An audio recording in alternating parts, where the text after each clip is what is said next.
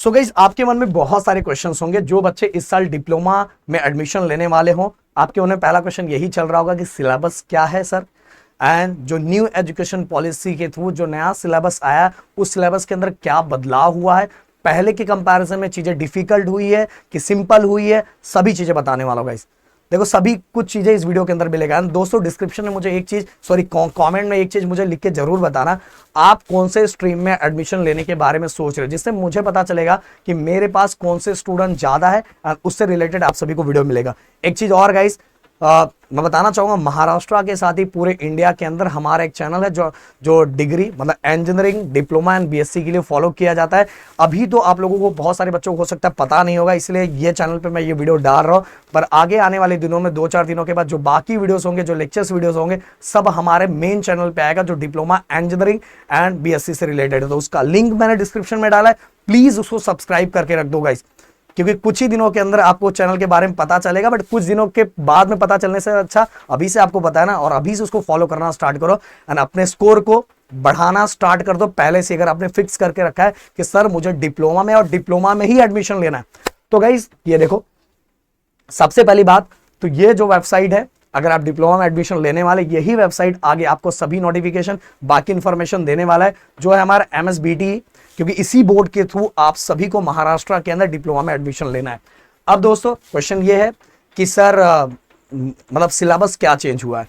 तो देखो दोस्तों, आप थर्ड बैच होंगे, क्योंकि आपसे पहले 2 बैच और थे जिनके सिलेबस चेंज हुए हैं, और वो आई स्कीम पहले था, अब के स्कीम आ चुका है, के स्कीम। तो आपसे पहले 2 साल पहले सिलेबस चेंज हो चुका है, मतलब थर्ड बैच हो गए किसके, के स्कीम के। आई स्कीम आपसे पहले था, न्यू एजुकेशन पॉलिसी के थ्रू अब कौन सा स्कीम फॉलो किया जा रहा है, के स्कीम।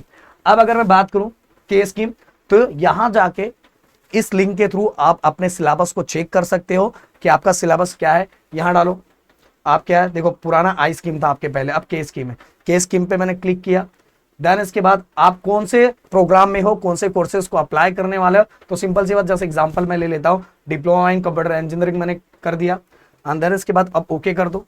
अच्छा, डायरेक्ट नीचे आ जाएगा। अब देखो गाइस, ये बेसिक मैथमेटिक्स एंड CS, ये 2 ऐसे सब्जेक्ट हो सकता है आपको दिख नहीं रहा हो, बट मैं बोलूंगा यहाँ सर्च करोगे तब पे आप मिल जाएगा। और बाकी इन्फॉर्मेशन मैं अपने मेन चैनल पे लाने वाला हूँ इससे रिलेटेड, क्योंकि देखो इस चैनल पे डाल के कोई मतलब नहीं है, तो मेन चैनल पे उससे रिलेटेड कंटेंट आने वाला है। तो बेसिक मैथमेटिक्स एंड CS, ये 2 ऐसे सब्जेक्ट है जिनका रिटर्न पेपर होने वाला है 70 मार्क्स का। ओके, और मैं बताना चाहूंगा कि प्रदीप गिरी अकेडमी, उस यूट्यूब चैनल को फॉलो करके बहुत सारे बच्चों ने आउट ऑफ मार्क्स स्कोर किया। And even guys, diploma engineering में हमारे जो कोर्सेस है, जो हमारे ऐप पे आते हैं, वो सबसे ज्यादा फेमस है।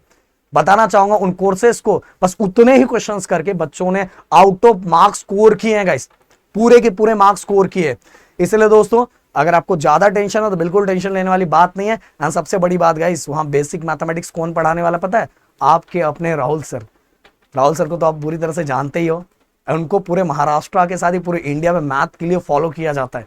आप कुछ ही दिनों में, हो सकता है वैसे तो आप में से ज्यादातर बच्चे जानते ही है, पर और अच्छी तरीके से आप जाके डिग्री में बात करो, आप जाके डिप्लोमा में बात करो, आपको पता चलेगा मैथ मतलब और बाकी सब्जेक्ट भी राहुल सर हैंडल कर लेते हैं। समझ में आ रहा है? इसलिए बिल्कुल टेंशन लेने वाली कोई बात नहीं। अगर आप डिप्लोमा का प्लान कर रहे हो तो भाई बढ़ जाओ आगे। पहले के कंपैरिजन में बहुत सारे रूल्स के कारण चीजों को और सिंपल कर दिया गया है। बस आपको एक ही चीजें करनी है कि सिस्टमैटिक वे में स्टार्टिंग से पढ़ना है। ऐसा प्लान नहीं करना है कि जैसे आप 10th में करते थे, यूनिट टेस्ट आएगा ना तब तेरा भाई पढ़ेगा, जब बोर्ड एग्जाम आएगा तब तेरा भाई पढ़ेगा। नहीं भाई, वो घिसी पीटी पढ़ाई हो जाती है। अगर प्रॉपर इंफॉर्मेशन में एक प्रॉपर तरीके से आपको डिप्लोमा को कंप्लीट करना है, एक प्रॉपर इंफॉर्मेशन वाइज, तो गाइस आपको डेली स्टडी करना है। और गाइस, डेली 10 घंटे की स्टडी करने की जरूरत नहीं। आप डेली अगर 2-2.5 घंटे भी पढ़ोगे तो बहुत है, इनफ है। बट डेली पढ़ोगे तो वो काम नहीं करना कि लास्ट में आप दौड़ रहे, भाग रहे, रिस्क गेम खेल रहे, उसका कोई वो रिजल्ट नहीं निकलेगा। तो जैसे आप बनने चाहिए उस तरह से, हो सकता है आप पास हो जाओ, हो सकता है थोड़ा बहुत आपका स्कोर भी आ जाए, बट गाइस जैसा आप बनना चाहते हो वैसे आप बिल्कुल नहीं बन पाओगे। इसलिए जो आपके पेरेंट्स की प्लानिंग है, उस प्लानिंग वाइज अगर आपको डिप्लोमा में डाल रहे हैं और आपका परसेंट इतना अच्छा है कि जब अगर डिग्री में भी एडमिशन लेना चाहते हैं, जिस कॉलेज में एडमिशन लेना चाहते हैं, वहां डिग्री में भी आपको एडमिशन बहुत अच्छी तरीके से मिल जाए, तो ये प्लानिंग रख के आगे आपको बढ़ना है। एंड गाइस, आपके साथ आपके प्रदीप एंड राहुल सर पूरी तरह से खड़े हैं, तो बिल्कुल टेंशन नहीं लेना है। एंड कुछ ही दिनों के अंदर सेमेस्टर 1 के लिए भी हम कोर्सेस लॉन्च करने वाले एंड आगे एडमिशन प्रोसेस से रिलेटेड कैसे कैसे क्या क्या करना है, कैसे फॉर्म भरना है, कैसे कैप राउंड का प्रोसेस, सब कुछ चीजें हमारे चैनल पे आने वाला है। तो भाई हर चीजों को बहुत बेहतरीन तरीके से फॉलो इस चैनल पे कैप राउंड में डालने वाला हूं, तो इसको भी सब्सक्राइब करके रखो। एंड मेन चैनल जो आगे आने वाले 3 साल, और हो सकता है अगर आप डिग्री करने वाले हो तो उसके बाद भी 3 साल आपको बहुत मजा आएगा, समझ में, क्योंकि डायरेक्ट सेकंड ईयर में एडमिशन आपका होगा। अब बेसिक मैथमेटिक्स एक मैं दिखा देना चाहता हूं। तो गाइस ये दोनों जो है सेमेस्टर 1 में सभी का है, सभी का कॉमन है, बेसिक मैथमेटिक्स एंड सीएस, जिसका रिटर्न पेपर होने वाला है। एंड जो बेसिक साइंस है जिसके अंदर फिजिक्स और केमिस्ट्री है, फिजिक्स और केमिस्ट्री में बताना चाहूंगा एमसीक्यू टाइप होता है, जो गाइस अगर हफ्ते में 3 दिन करोगे, ऐसा मैं बिल्कुल नहीं बोलूंगा कि लास्ट में करो, नहीं, मैं बोल रहा बन रहे हो तो अच्छी तरीके से डिप्लोमा को कंप्लीट करो, ऐसे आधा अधूरा ज्ञान लेके मत जाओ, समझ में आ रहा है, क्योंकि यहां जाके हो सकता है आप जॉब भी करने वाले हो सकता है आप डिग्री में भी जाने वाले हो, तो नॉलेज पूरा बेसिक से लो, समझ, बेसिक से, और बेसिक से जुड़ने के लिए अगर टॉप पे रहना है तो भाई राहुल सर हमसे जुड़ना ही है। तो चलो बात करते हैं आप नीचे, ये देखो टोटल मैथ के अंदर टोटल 5 यूनिट है, मैं थोड़ा और बड़ा कर दूं, हो सकता है आपको दिखे। और अगर आपको ऐसा लगे, ऐसा फील हो रहा है कि मेरा सर मैथ बहुत कमजोर है, मेरा ये बहुत कमजोर है, एक बार काम करना पता है, राहुल सर के यूट्यूब पे भी वीडियोस डाले हुए हैं डिप्लोमा के, वो वीडियोस आप जाके देखो। एंड वीडियोस देखने के बाद फिर लेटेस्ट अभी आप क्या देखो, हमें यूट्यूब चैनल पे, आप सभी को पता है यूट्यूब पे सभी बोर्ड वाइज डालना पड़ता है, मतलब इंडिया में बाकी भी बोर्ड्स हैं उन बोर्ड वाइज भी डालना पड़ता है। तो एक बार जाके इन टॉपिक्स को देखो, देखो आपको क्लियरली समझ में आएगा। फिर इसके बाद गाइस हमारे ऐप पे भी आपके बोर्ड वाइज कोर्सेस हैं जो कुछ ही दिनों के अंदर लॉन्च होंगे, अभी लॉन्च नहीं हुआ है, कुछ ही दिनों के अंदर लॉन्च होंगे।